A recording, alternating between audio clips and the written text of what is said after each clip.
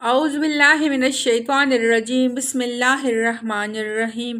السلام علیکم۔ آج ہم پڑھیں گے سورہ مزمل۔ اللہ کے نام سے جو بے انتہا مہربان اور رحم فرمانے والا ہے۔ اے اور لپیٹ کر سونے والے، رات کو نماز میں کڑے رہا کرو، مگر کم، آدھی رات یا اس سے کچھ کم کر لو یا اس سے کچھ زیادہ بڑھا دو، اور قرآن کو خوب ٹھہر ٹھہر کر پڑھو۔ ہم تم پر ایک باری کلام نازل کرنے والے ہیں۔ در حقیقت رات کا اٹھنا نفس پر قابو پانے کے لیے بہت کارگر اور قرآن ٹیک پڑھنے کے لیے زیادہ موزوں ہے۔ دن کے اوقات میں تو تمہارے لیے بہت مصروفیت ہے۔ اپنے رب کے نام کا ذکر کیا کرو اور سب سے کٹ کر اسی کے ہو رہو۔ وہ مشرق و مغرب کا مالک ہے، اس کے سوا کوئی خدا نہیں ہے، لہٰذا اسی کو اپنا وکیل بنا لو، اور جو باتیں لوگ بنا رہے ہیں ان پر صبر کرو اور شرافت کے ساتھ ان سے الگ ہو جاؤ۔ ان جھٹلانے والے خوشحال لوگوں سے نپٹنے کا کام تم مجھ پر چھوڑ دو اور انہیں ذرا کچھ دیر اسی حالت پر رہنے دو۔ ہمارے پاس ان کے لیے باری بیڑیاں ہیں اور بھڑکتی ہوئی آگ اور حلق میں پھنسنے والے کھانا اور دردناک عذاب۔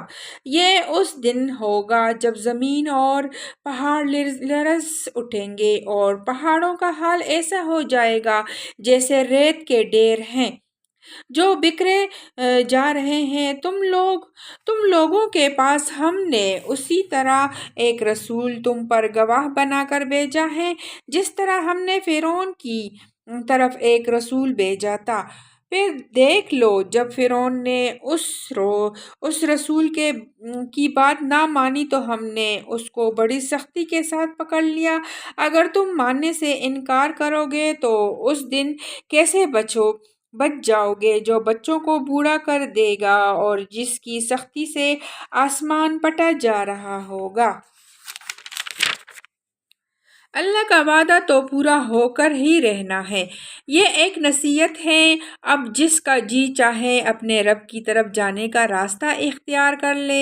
اے نبی صلی اللہ علیہ وآلہ وسلم، تمہارا رب جانتا ہے کہ تم کبھی 2/3 رات کے قریب اور کبھی آدھی رات اور کبھی 1/3 رات عبادت میں کھڑے رہتے ہو، اور تمہارے ساتھیوں میں سے بھی ایک گروہ یہ عمل کرتا ہے۔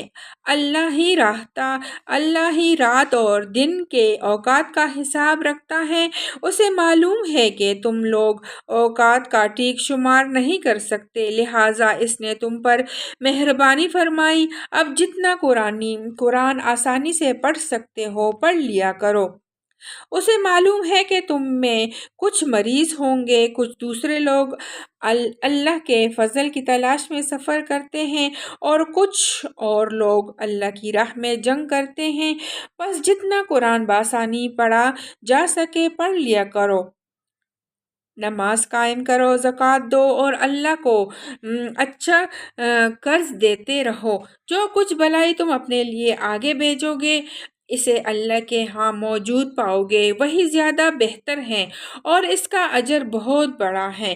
اللہ سے مغفرت مانگتے رہو، بے شک اللہ بڑا غفور اور رحیم ہے۔ صدق اللہ العظیم۔ اللہ تعالی ہم سب کو اپنے حفظ و امان میں رکھے اور قرآن پڑھنے کی اور سننے کی توفیق عطا فرمائے۔ آمین ثم آمین یا رب العالمین۔